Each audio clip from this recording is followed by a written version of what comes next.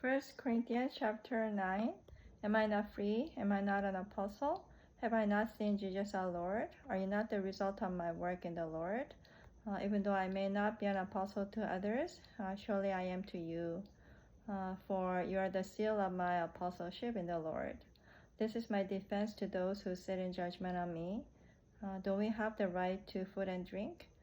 Do we have a right to take a believing wife along with us, as do the other apostles and the Lord's brothers and Cephas? Or is it only I and Barnabas who lack the right to not work for a living? Who serves as a soldier at his own expense? Who plants a vineyard and does not eat its grapes?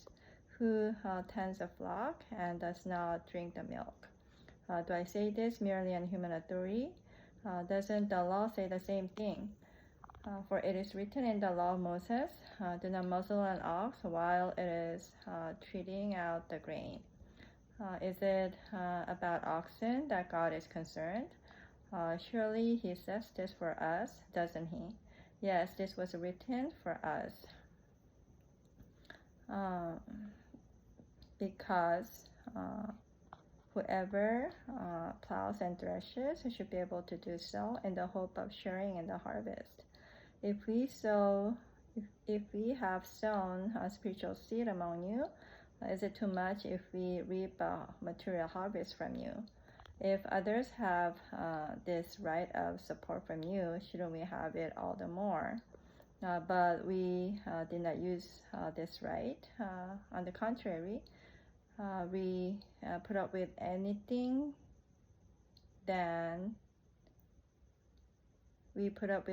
rather than hinder the gospel of Christ.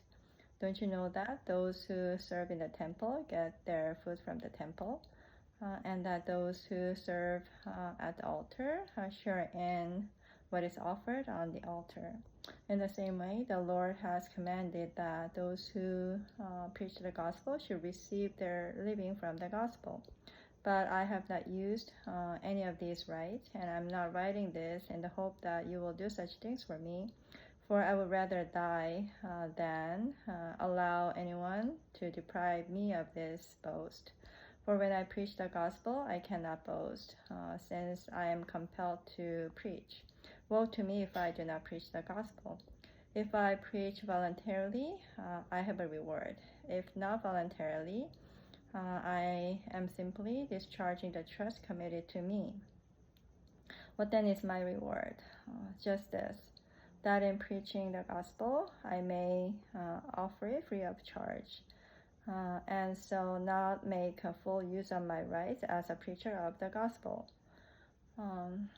Though I am free and belong to no one, I have made myself a slave to everyone, to win as many as possible. To the Jews, I became like a Jew to win the Jews. To those under the law, I became like one under the law, though I myself am not under the law, so as to win those under the law. To those not having the law, I became like one not having the law, though I am not free from God's law, but am under Christ's law, so as to win those not having the law. To the weak, I became weak to win the weak. I have become all things to all people, so that by all possible means I might save some. I do all this for the sake of the gospel, that I may share in its blessings.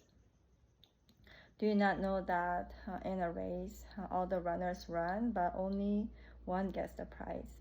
Run in such a way as to get the prize. Everyone who competes in the games goes into strict training. They do it to get a crown that will not last, but we do it to get a crown that will last forever. Therefore, I do not run like someone running aimlessly. I do not fight like a boxer beating the air. No, I strike a blow to my body and make it my slave, so that after I have preached to others, I myself will not be disqualified for the prize.